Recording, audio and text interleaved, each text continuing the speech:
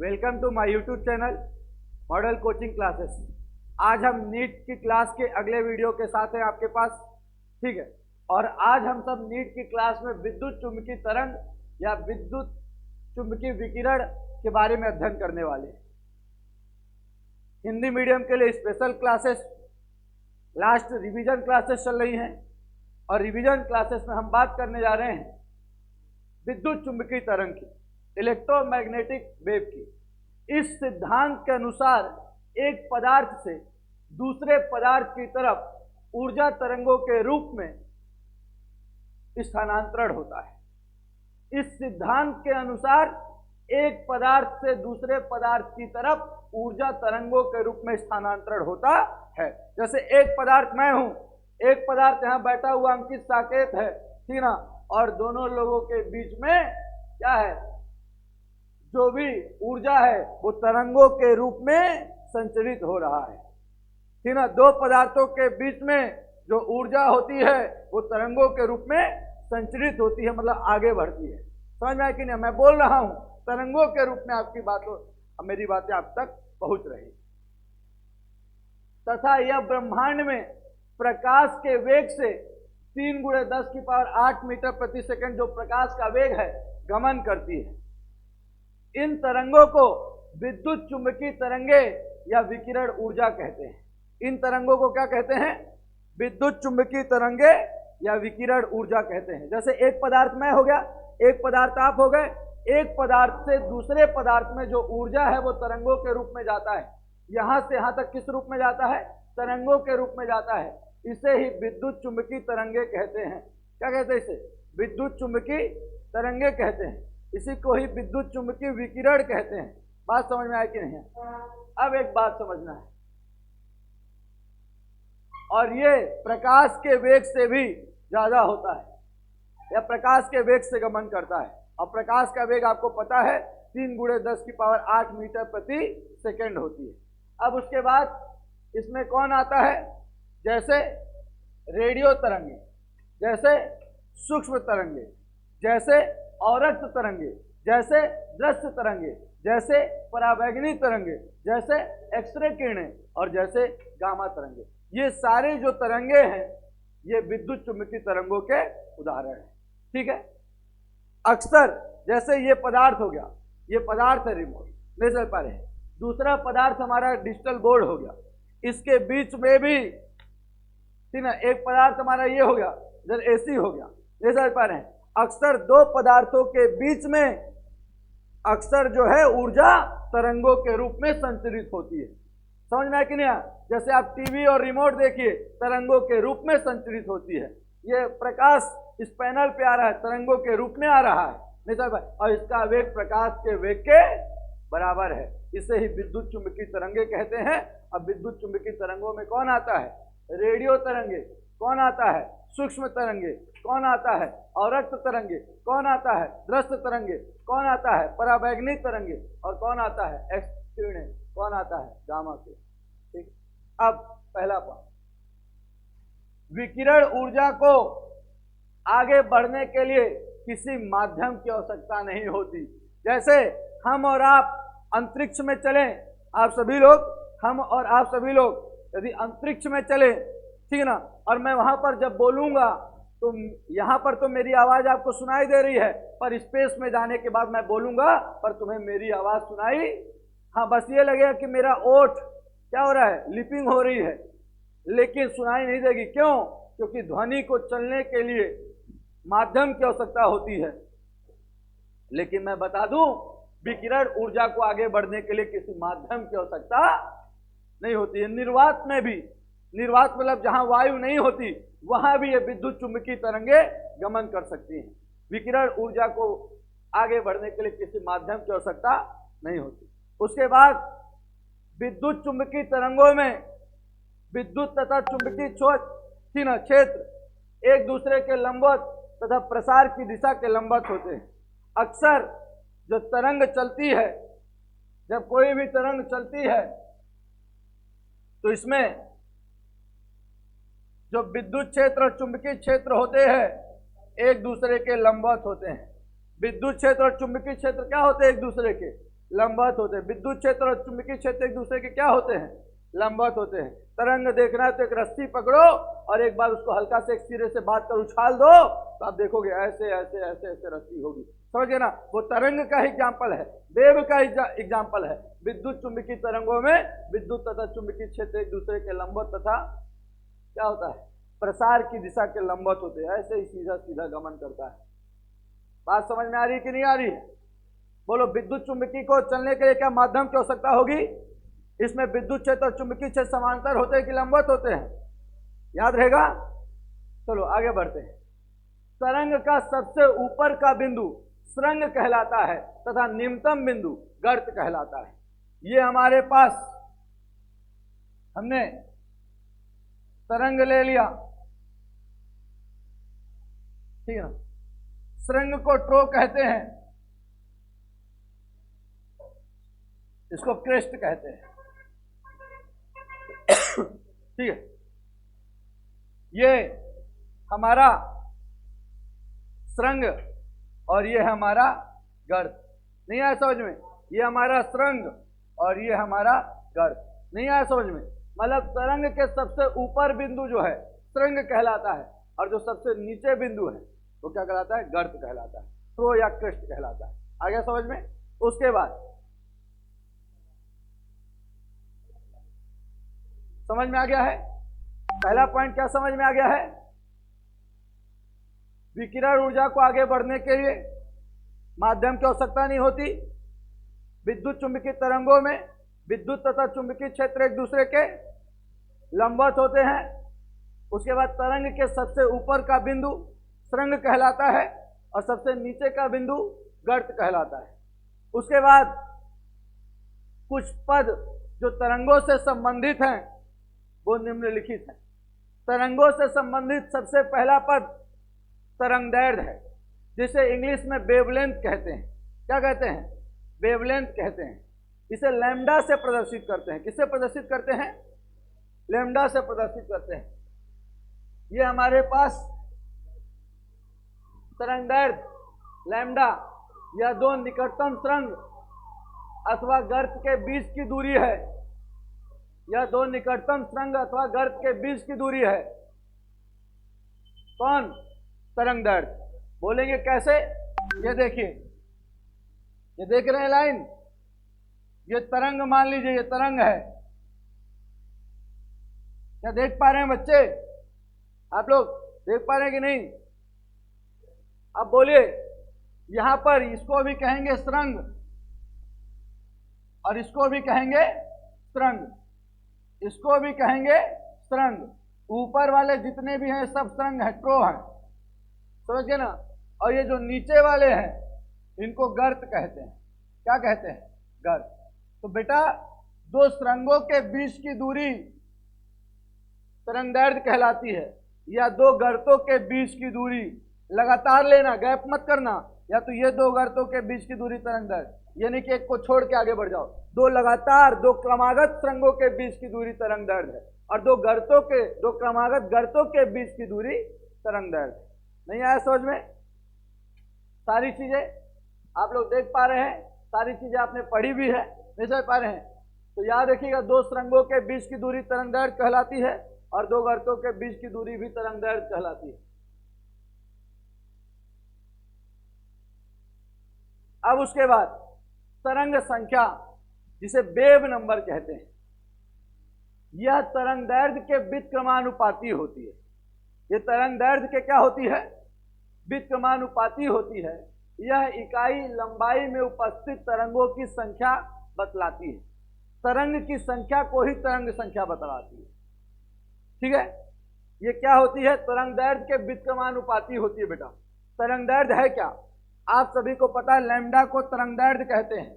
और व्युत्क्रमानुपाती का मतलब बेटा होता है जब आप इसको बटे में लिख दें और वेव संख्या को मान लीजिए म्यू, इससे प्रदर्शित कर रहे हैं, म्यू बार से, तो ये जो होता है ये तरंगदैर्घ्य के क्या होता है? व्युत्क्रमानुपाती होता है। क्या होता है? व्युत्क्रमानुपाती होता है। वह तरंगदैर्घ्य के व्युत्क्रमानुपाती होता है, अर्थात यह इकाई लंबाई में उपस्थित तरंगों की संख्या। मान लीजिए ये 1 मीटर है, 1 मीटर में कितने तरंगदैर्घ्य है? नहीं समझ पा रहे हैं? कितने तरंगों की संख्या है, वही कौन बताता है? तरंग संख्या। अब बोलो, जो लैम्डा था, जो तरंग दैर्घ्य था इसके ऊपर वाला, उसकी इकाई मीटर होती थी। क्या होती थी? या सेंटीमीटर होता था। तो जब तरंग दैर्घ्य अब बटे में आ गया तो मीटर ऊपर जाएगा ना, तो मीटर इनवर्स हो जाएगा या सेंटीमीटर इनवर्स हो जाएगा। नहीं आया समझ में? केवल तरंग दैर्घ्य का पूछेगा तो मीटर या सेंटीमीटर, लेकिन कोई पूछेगा तरंग संख्या का तो मीटर इनवर्स, सेंटीमीटर इनवर्स। नहीं आया समझ में? ठीक है, क्योंकि ये लैम्डा तरंग दैर्घ्य नीचे है, मीटर नीचे है, मीटर जब ऊपर जाएगा तो मीटर इनवर्स या सेंटीमीटर। बड़ा मात्रक मीटर है और छोटा मात्रक सेंटीमीटर है। आ रहा है समझ में? अब उसके बाद हम आगे बात करते हैं आवृत्ति पर, जिसे फ्रीक्वेंसी कहते हैं। क्या है? किसी बिंदु से एक सेकेंड में, किसी बिंदु से एक सेकेंड में गुजरने वाली तरंगों की संख्या। किसी बिंदु से एक सेकेंड में गुजरने वाली तरंगों की संख्या क्या कहलाती है? आवृत्ति कहलाती है। एक ये निश्चित बिंदु है, एक हमने यहां पर निश्चित बिंदु बना लिया, इससे एक सेकेंड में कितने तरंग गुजर रहे हैं। नहीं आया समझ में? तुमको यहां खड़ा कर दूं और दौड़ा दूं एक सेकेंड में वहां पे, नहीं समझ पा रहे? तो यहां पे इतना तेज तो तुम दौड़ ना पाओगे कि एक सेकेंड में इतना दौड़ लो, लेकिन तरंग तो चल लेते हैं। तो एक सेकेंड में कितने तरंग गुजर गए एक निश्चित बिंदु से, वही उसकी क्या कहलाती है? आवृत्ति कहलाती है, जिसे इंग्लिश में फ्रीक्वेंसी कहते हैं। किसी बिंदु से एक सेकेंड में गुजरने वाले तरंगों की संख्या तरंग की आवृत्ति कहलाती है। इसे म्यू से प्रदर्शित करते हैं। ठीक है, इसकी जो इकाई है वो क्या है? हर्ट्ज है, या सेकंड इनवर्स है, या साइकिल प्रति सेकेंड है। CPS, साइकिल पर सेकेंड, साइकिल पर सेकेंड, चक्र प्रति सेकेंड। नहीं आया समझ? आ रहा है समझ में? कमाल, ये वाला टॉपिक। ये निश्चित बिंदु मैंने मान लिया। जैसे नल का एक पाइप होता है कोना, पाइपलाइन तो बड़ी होती है पर एक निश्चित फिक्स बिंदु होता है नल का जहां से पानी आता है, वहां से एक सेकेंड में कितना पानी गुजर गया वो मशीन से माप सकते हैं। उसी तरीके से एक कोई, यह हमारे पास एक निश्चित बिंदु है, इसमें एक सेकेंड में कितने तरंग गुजर गए यहां से। यदि 10 तरंग गुजर गए एक सेकेंड के अंदर, उसकी आवृत्ति 10 है, 10 साइकिल प्रति सेकेंड या 10 हर्ट्ज है। मतलब जिस तरह से जब केले को खरीदते हो दर्जन में खरीदते हो, उस तरह जब आवृत्ति की बात आएगी तो आप उसको हर्ट्ज में मापोगे। किसमें मापोगे? हर्ट्ज में। आवृत्ति की इकाई क्या है? हर्ट्ज है। क्या समझ में आया? क्या याद आया?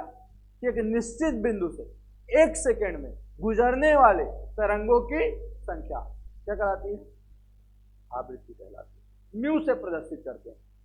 ठीक है, और इसकी इकाई हर्ट्ज होती है, या सेकंड इनवर्स होता है, या CPS, साइकिल प्रति सेकंड होता है। ठीक है, अब उसके बाद अब आता है हमारे पास समय काल। क्या आता है हमारे पास? समय काल। तरंग द्वारा एक बिंदु से गुजरने में लगा समय। देखिए, इसके पहले क्या था? इसके पहले यह था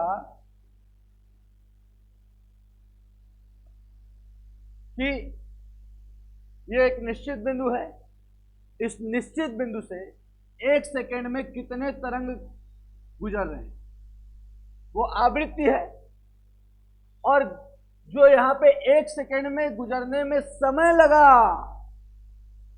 उसे क्या कहते हैं? आवर्तकाल। नहीं आया समझ में?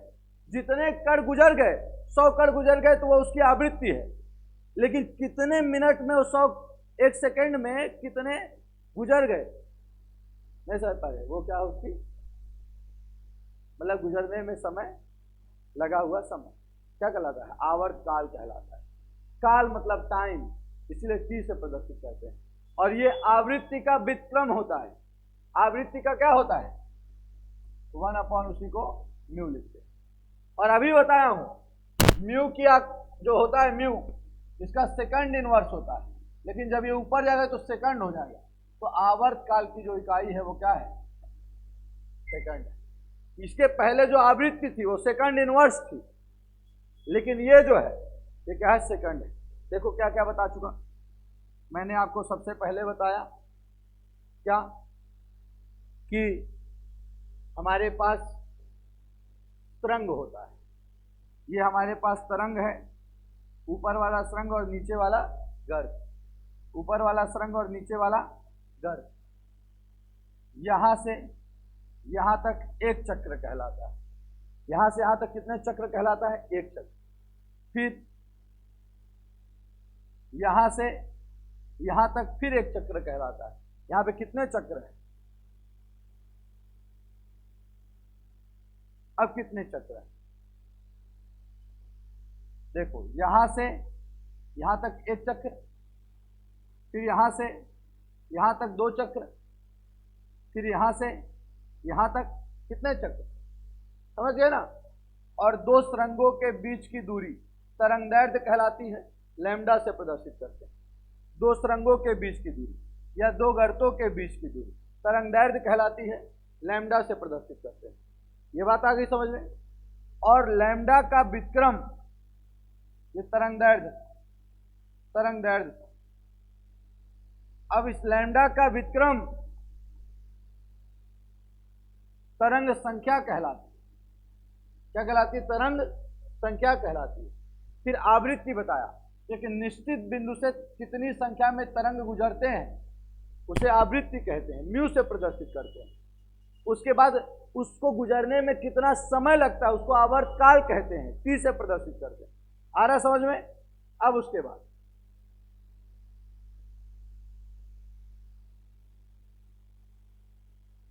बाद आ गया वेग। क्या आ गया? वेग। अब ये वेग क्या है?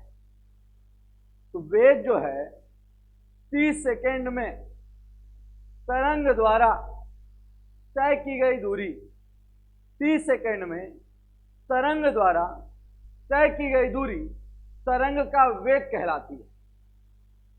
30 सेकेंड में तरंग द्वारा तय की गई दूरी क्या कहलाती है? तरंग का वेग कहलाती है। तरंग के वेग को c से प्रदर्शित करते हैं बेटा। किससे प्रदर्शित करते हैं? c से। 30 सेकेंड, 1 सेकेंड बोल सकते हो उसको। 1 सेकेंड में तरंग द्वारा तय की गई, सुनो, एक निश्चित बिंदु से जितने तरंगों की संख्या गुजरी वो आवृत्ति है, जितना समय लगा वो आवर्त काल है, और जितनी दूरी तय की वेग है। 1 सेकेंड में तरंग द्वारा तय की गई दूरी, समय के साथ जो उसने दूरी तय की 1 सेकेंड में, वो क्या कहलाता है? उसका वेग कहलाता है। ठीक है, जिसे c से प्रदर्शित करते हैं। बात समझ में आया कि नहीं आया? अब जो है छठवां टॉपिक है हमारा, जिसे हम आयाम कहते हैं। क्या कहते हैं बेटा? आयाम। यह सुरंग की ऊंचाई या गर्त की गहराई होती है। सुरंग की ऊंचाई या गर्त की गहराई होती है। आप पूछोगे मुझसे कैसे? तो सुनो, ये मैंने तरंग ले लिया, ये सुरंग है और ये गर्त है। तो ये यहां से लेके यहां तक की दूरी एम्पलीट्यूड या आयाम कहलाता है। आयाम को ए से प्रदर्शित करते हैं क्योंकि एम्पलीट्यूड कहते हैं। तो ये सुरंग की ऊंचाई या गर्त की गहराई, ये भी एम्पलीट्यूड कहलाती है। नहीं आया समझ में? सुरंग की ऊंचाई या गर्त की गहराई, इसे तरंग का क्या कहते हैं? आयाम कहते हैं। ठीक है, अब उसके बाद हम बात करते हैं, यहां पर आपको विद्युत चुंबकीय स्पेक्ट्रम के बारे में। किसके बारे में बात करते हैं? विद्युत चुंबकीय स्पेक्ट्रम के बारे में। तो विद्युत चुंबकीय स्पेक्ट्रम के बारे में जब अपन बात करेंगे तो ये जानना जरूरी है कि विद्युत चुंबकीय स्पेक्ट्रम क्या है। तो याद रखिएगा, विद्युत चुंबकीय तरंगों को उनकी आवृत्ति के बढ़ते हुए या तरंगदैर्घ्य के घटते क्रम में आवृत्ति के बढ़ते क्रम में, आवृत्ति के बढ़ते क्रम में या तरंगदैर्घ्य के घटते क्रम में व्यवस्था करते हैं। विद्युत चुंबकीय तरंगों की आवृत्ति के बढ़ते हुए क्रम में और तरंगदैर्घ्य के घटते क्रम में व्यवस्थित करते हैं, इसे ही विद्युत चुंबकीय स्पेक्ट्रम कहते हैं। ठीक है, हमेशा विद्युत चुंबकीय तरंगों को ऑप्शन में आएगा, पेपर में 4 ऑप्शन देगा, उसमें रहेगा विद्युत चुंबकीय तरंगों को किस क्रम में व्यवस्थित करते हैं, तो आवृत्ति के बढ़ते क्रम में, या तो ऑप्शन में ये हो सकता है तरंगदैर्घ्य के घटते क्रम में। बात समझ में आ रही कि नहीं आ रही है? आवृत्ति के बढ़ते हुए या तरंगदैर्घ्य के घटते क्रम में करते हैं। अब उसके बाद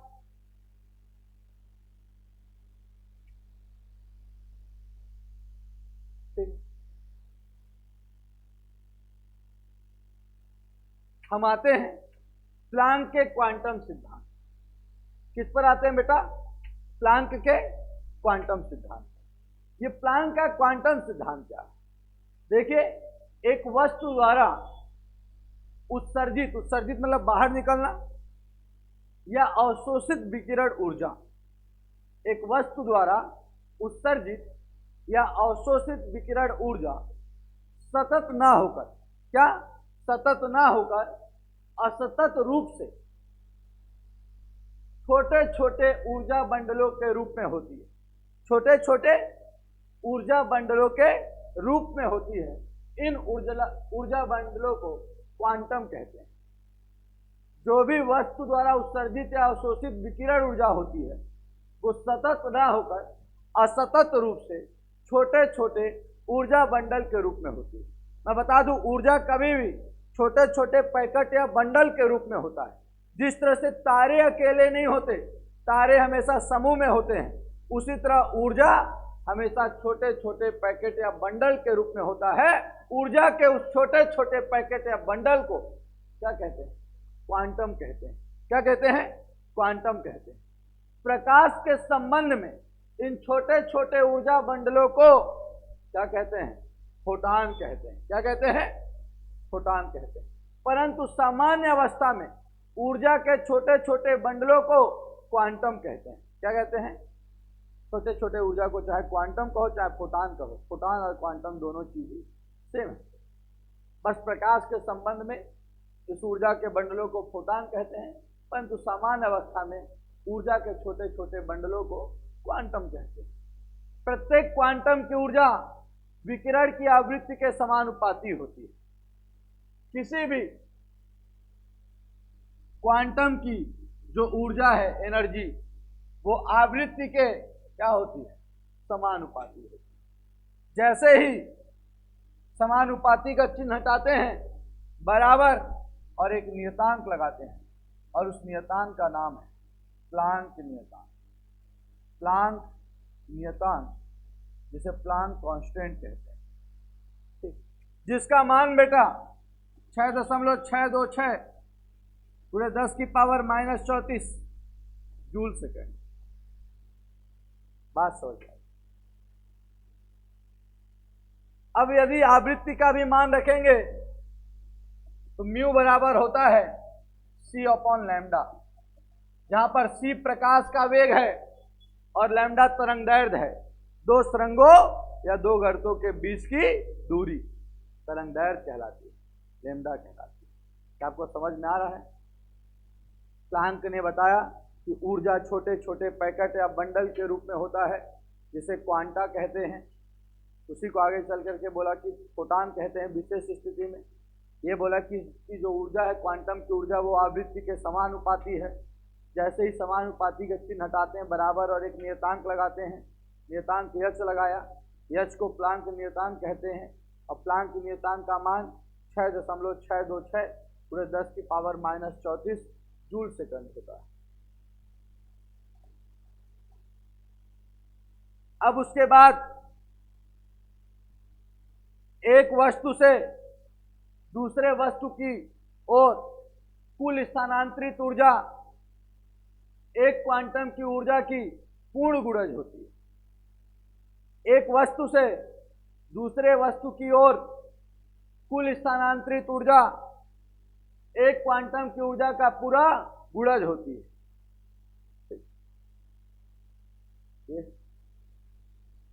E बराबर Nhν।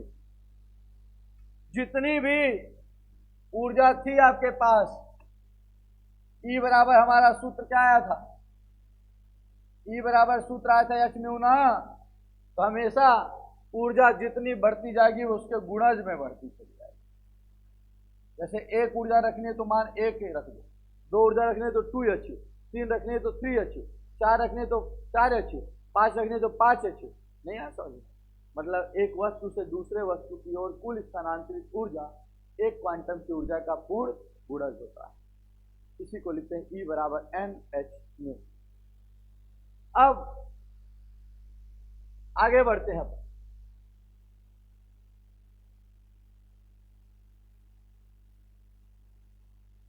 और यहां पर हमारे पास आता है बोर का परमाणु मॉडल। क्या आता है हमारे पास? बोर का परमाणु मॉडल। कुछ महत्वपूर्ण सूत्र के बारे में। यह मॉडल विकिरण के क्वांटम सिद्धांत तथा भौतिकी के चिरसम्मत सिद्धांत पर आधारित है। यह जो मॉडल है विकिरण के सिद्धांत तथा भौतिकी के चिरसम्मत सिद्धांत पर आधारित है।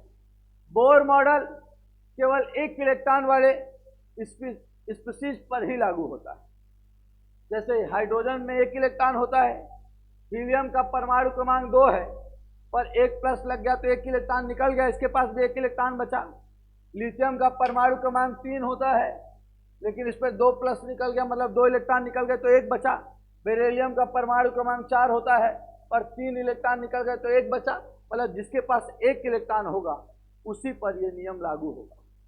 ठीक है, 1 से अधिक इलेक्ट्रॉन हो गए तो उस पर लागू, जैसे हाइड्रोजन पर लागू होगा क्योंकि इसमें 1 इलेक्ट्रॉन है। हीलियम पर लागू नहीं होगा क्योंकि इसमें 2 इलेक्ट्रॉन है, लेकिन हीलियम प्लस पर लागू होगा क्योंकि 1+ मतलब इसमें से 1 इलेक्ट्रॉन निकल गया तो 1 बचा। लिथियम का 3 होता है, इस पर लागू नहीं होगा, लेकिन लिथियम के ऊपर यदि 2+ लग जाए तो मतलब 3 में से 2 इलेक्ट्रॉन निकल गया, अब कितना बचा? 1, इस पर लागू होगा। नहीं आ रहा समझ में अंकित? आ रहा है कि नहीं आ रहा? बेरिलियम का परमाणु क्रमांक 4 है, इस पे लागू, लेकिन बेरिलियम 3+ पे लागू होगा क्योंकि अब इसमें 1 इलेक्ट्रॉन बचा। बोरान का परमाणु क्रमांक 5 है, इस पर लागू नहीं होगा, लेकिन बोरान 4+ पे लागू होगा। आ गया समझ? मतलब बोहर का जो है वो केवल 1 इलेक्ट्रॉन वाले स्पीशीज पर ही लागू होता है। उसके बाद बोहर मॉडल इलेक्ट्रॉन की कड़ी प्रकृति पर आधारित है। बोहर मॉडल किस पर आधारित है? इलेक्ट्रॉन की। ये बोला कि इलेक्ट्रॉन कण है। क्या बोला? इलेक्ट्रॉन, बोला कि इलेक्ट्रॉन कण है। बोलोगे कैसे? ये नाभिक है, ये बाहर इलेक्ट्रॉन चक्कर लगा रहा है, तो बोले कि इलेक्ट्रॉन कण की भांति व्यवहार करता है। किसकी भांति व्यवहार करता है? तरंग की भांति नहीं बोले, किसकी भांति बोले? इलेक्ट्रॉन कण की भांति व्यवहार करता है, कड़ी प्रकृति रखता है। अब मुख्य अवधारणाएं हमारे पास इंपॉर्टेंट पोस्टुलेट्स है। देखिए, प्रथम अवधारणा, परमाणु में नाभिक होता है जहां सभी प्रोटॉन तथा न्यूट्रॉन उपस्थित होते हैं। बात पता है कि नहीं पता? तो जी मुन्ना, पता है ये बात? क्या पता है? परमाणु जो है इसमें नाभिक होता है और नाभिक के अंदर प्रोटॉन और न्यूट्रॉन होते हैं। नाभिक का आकार बहुत कम होता है, बहुत छोटा होता है नाभिक, तथा यह परमाणु के केंद्र पर स्थित होता है। ये बात इन्हें नहीं बताई, बोहर नहीं बताई। द्वितीय अवधारणा क्या बताई? प्रथम अवधारणा में परमाणु के नाभिक के बारे में बताया कि नाभिक में 2 कण है, प्रोटॉन और फिर बोला कि नाभिक का आकार बहुत, यह परमाणु के केंद्र में स्थित होता है। अब द्वितीय अवधारणा क्या थी? द्वितीय अवधारणा थी ऋणावेशित इलेक्ट्रॉन नाभिक के चारों ओर, ऋणावेशित इलेक्ट्रॉन नाभिक के चारों ओर उसी तरह से चक्कर लगाते हैं। ऋणावेशित इलेक्ट्रॉन नाभिक के चारों ओर उसी तरह से चक्कर लगाते हैं जैसे सूर्य के चारों ओर ग्रह चक्कर लगाते हैं।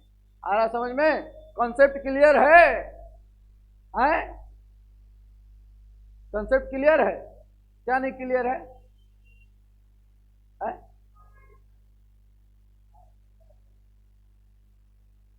लाइन नहीं आ पा रही है इस बच्चे की, इसकी लाइन लाया जाए। समझो बेटा, ये नाभिक है धनावेशी, ये इलेक्ट्रॉन है, नाभिक के चारों ओर इलेक्ट्रॉन चक्कर लगा रहा है। उसी तरीके से जैसे सूर्य होता है, केंद्र में सूर्य होता है और सूर्य के चारों ओर ग्रह जो है वृत्ताकार कक्षक में चक्कर लगाते हैं। आई लाइन? नहीं आई लाइन? क्या गई? जिस प्रकार इलेक्ट्रॉन नाभिक के चारों ओर चक्कर लगाता है उसी प्रकार सूर्य के चारों ओर इलेक्ट्रॉन चक्कर लगाता है। क्यों जी? ग्रह चक्कर लगाता है। देखो लाइन आ गई। लाइन बस नहीं आई, तुम सीधे पटरी पे आ गए। तुम्हारी ट्रेन पटरी पे आ गई, तुम सीधे बता दिए सुधार करके ग्रह। बहुत बढ़िया। इलेक्ट्रॉन का पथ वृत्ताकार होता है। ये देखो इलेक्ट्रॉन का पथ कैसा होता है? वृत्ताकार होता है। आगे बढ़ें। नाभिक तथा इलेक्ट्रॉन के मध्य लगने वाला आकर्षण बल, नाभिक तथा इलेक्ट्रॉन के मध्य लगने वाला आकर्षण बल इलेक्ट्रॉन पर लगने वाले अभिकेंद्र बल के बराबर होता है। सुनो, इसको भी लाइन में ला दिया जाए। ला दिया जाए लाइन में। चलो आ जाओ। देखो बेटा, ये नाभिक है, ये धनावेशित होता है, ये इलेक्ट्रॉन है, ऋणावेशित होता है। नाभिक इलेक्ट्रॉन को अपनी ओर क्या करेगा? खींचेगा। मतलब कौन सा बल कार्य करेगा? बेटा, इलेक्ट्रॉन पर लगने वाला एक और बल होगा। कौन सा?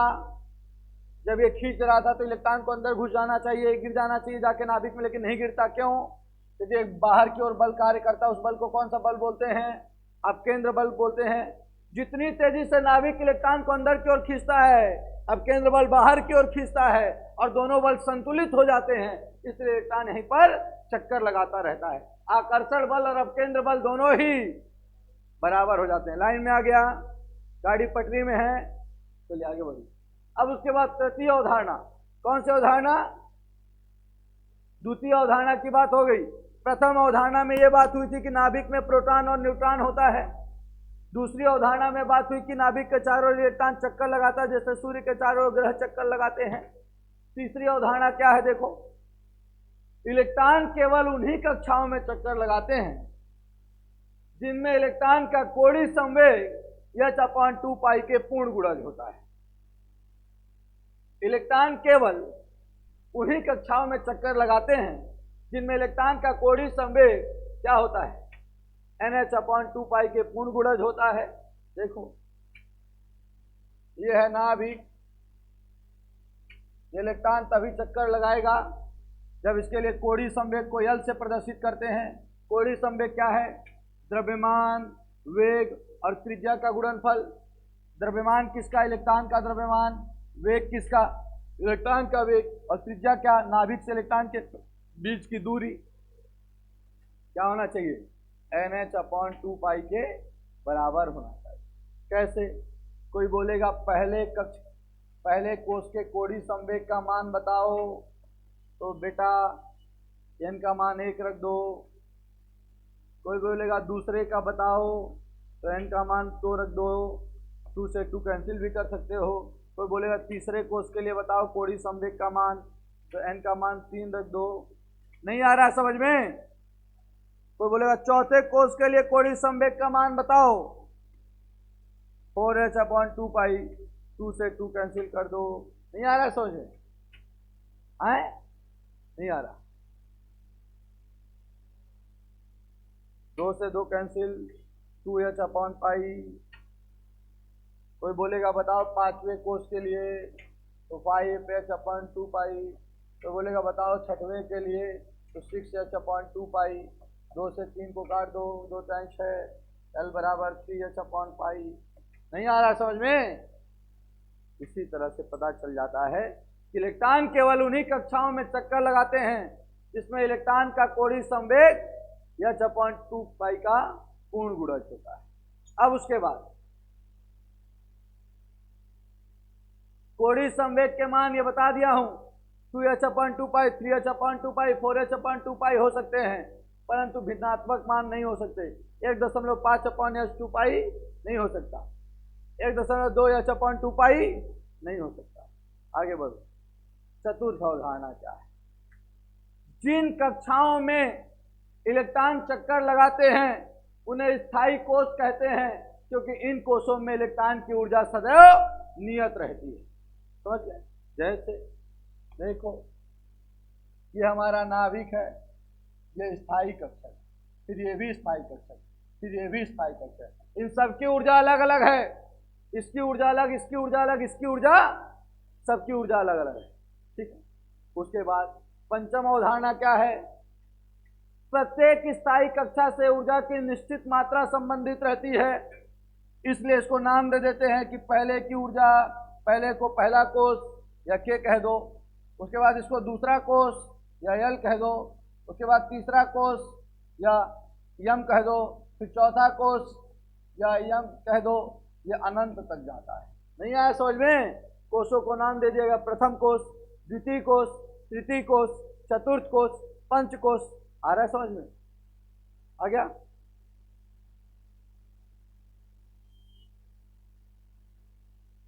अब उसके बाद ठीक है, जब इलेक्ट्रॉन का संक्रमण एक स्थायी अवस्था से दूसरी स्थायी अवस्था में होता है तो ऊर्जा का उत्सर्जन या अवशोषण फोटॉन के रूप में होता है। बताता हूं कैसे। जब इलेक्ट्रॉन का संक्रमण अंतः से बाह्य कोष में होता है तो ऊर्जा अवशोषित होती है, और जब इलेक्ट्रॉन का संक्रमण बाह्य कोष में होता है तो ऊर्जा उत्सर्जित होती है। चलो देखते हैं यहाँ पे।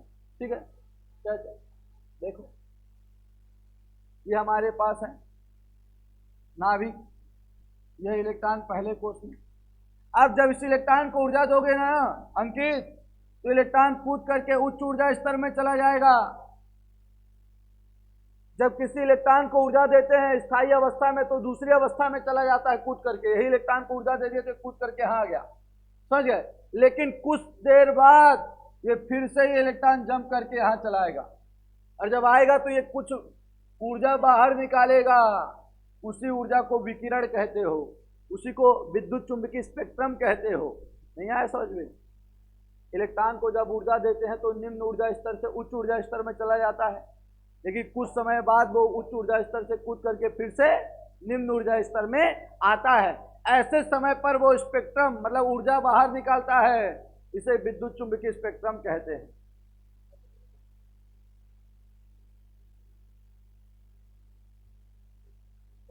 ठीक है, इस प्रकार से आज हमने बोहर के परमाणु मॉडल तक हमने पढ़ा है। आज हमने जो पढ़ाई की उसमें सबसे पहला टॉपिक था विद्युत चुंबकीय ऊर्जा, उससे रिलेटेड टॉपिक जैसे तरंगदैर्घ्य, उससे रिलेटेड टॉपिक आवृत्ति, उससे रिलेटेड टॉपिक आवर्तकाल, उससे रिलेटेड टॉपिक तरंग संख्या, तरंग वेग, आयाम, सरंग, गर्त, इन सारी चीजों के बारे में जानकारी। उसके बाद हमने ली आयाम। अभी आप लोग देखिए, एक बच्चा कह रहा है यहाँ पे कि आयाम टॉपिक नहीं आया, तो देखिए इसके ये सही बोल रहा है कि अपन गड़बड़ बोल रहे हैं, देखते हैं। अच्छा, समझ में नहीं आया आयाम। देखिए आयाम तो बड़ा सरल टॉपिक था, अभी ये खुद ही कहेंगे कि समझ में आया था, इनको याद नहीं हुआ है। क्या है? कितना सरल टॉपिक है, अभी आप लोग देखेंगे आयाम क्या है। सुरंगों की ऊंचाई और गर्त की आयाम है। याद नहीं आ रहा लेकिन समझ में आया था। तो ये सारी चीजें आपको पढ़ना है और करना है। आप लोग इसी तरह हमारे चैनल के साथ बने रहिए। नीट की क्लासेस, अब रिवीजन क्लासेस एकदम रेगुलर चलती रहेंगी। बहुत बहुत धन्यवाद।